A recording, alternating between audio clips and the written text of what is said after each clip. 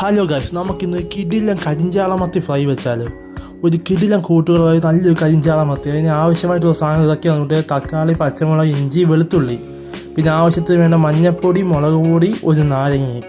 ഇതെല്ലാം എടുത്ത് വെച്ചതിന് ശേഷം നമ്മൾ ഈ അരിഞ്ഞ് വെച്ച തക്കാളി അതിൻ്റെ കൂട്ടുകളും എല്ലാം മിക്സിയിലിട്ട് അടിച്ച് നല്ലപോലെ ചതച്ചെടുക്കുക കൂട്ടുകാരെ. ആവശ്യത്തിനുള്ള മുളക് പൊടി, മഞ്ഞൾപ്പൊടിയൊക്കെ ഇട്ടിട്ട് നല്ലപോലെ ചതച്ചെടുക്കുക. അതുപോലെ അരച്ചതിന് ശേഷം കുറച്ച് നേരം മാറ്റി വെക്കുക കൂട്ടുകാരെ. മാറ്റി വെച്ചതിന് ശേഷം നമ്മൾ സെറ്റാക്കി വെച്ച നമ്മുടെ മീൻ നല്ലപോലെ നാരങ്ങ പിഴിഞ്ഞൊഴിച്ച് കൊടുക്കുക. ഒഴിച്ചു കൊടുത്തതിന് ശേഷം നല്ല ആവശ്യത്തിനുള്ള ഉപ്പ് അങ്ങോട്ട് ചേർത്ത് കൊടുക്കുക കൂട്ടുകാരെ.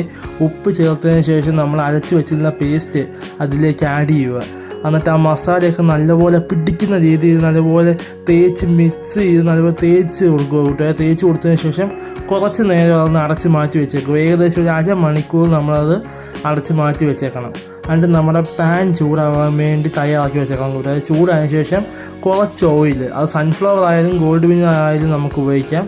കുറച്ച് ഓയിൽ ചേർത്തതിന് ശേഷം നമ്മൾ പുരട്ടി വെച്ച നമ്മുടെ മീൻ അതിൻ്റെ അകത്ത് ഇട്ട് നല്ലപോലെ പൊരിച്ചെടുക്കുക കൂട്ടുകാരെ. പൊരിച്ചെടുത്തതിന് ശേഷം നമ്മൾ നല്ല ലോങ് ഫ്ലെയിമിൽ തീ വെച്ച് കൊടുക്കുക കൂട്ടുകാരെ. കറണ്ട് അടുപ്പായതുകൊണ്ട് തന്നെ നമുക്കത് ലോങ് ഫ്ലെയിമിലാക്കി ഇട്ട് കൊടുത്താൽ മതി.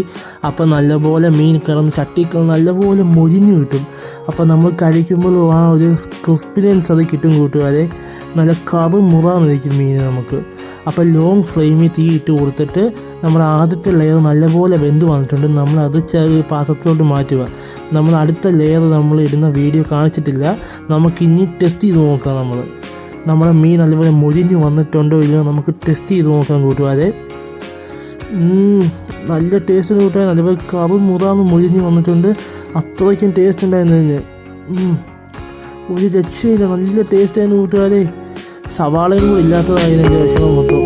നല്ല ടേസ്റ്റ് ഉണ്ടായിരുന്നു. കരിഞ്ചാളമത്തിക്ക് വറക്കുന്നതാണ് ഏറ്റവും നല്ല ടേസ്റ്റ് കൂട്ടുകാരെ. കറി വെച്ചാൽ പോയി നമുക്ക് ടേസ്റ്റ് വലിച്ചില്ല. സാധാരണ ആരും കറി വെക്കാറില്ല, നമ്മൾ വറക്കാറാണ് ചോറിൻ്റെ കൂടെ.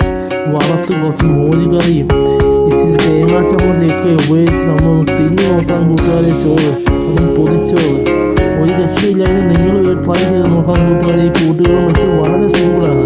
അപ്പോൾ വീഡിയോ ഇഷ്ടപ്പെട്ടു ലൈക്ക് ആൻഡ് സബ്സ്ക്രൈബ് കൂട്ടുകാരെ.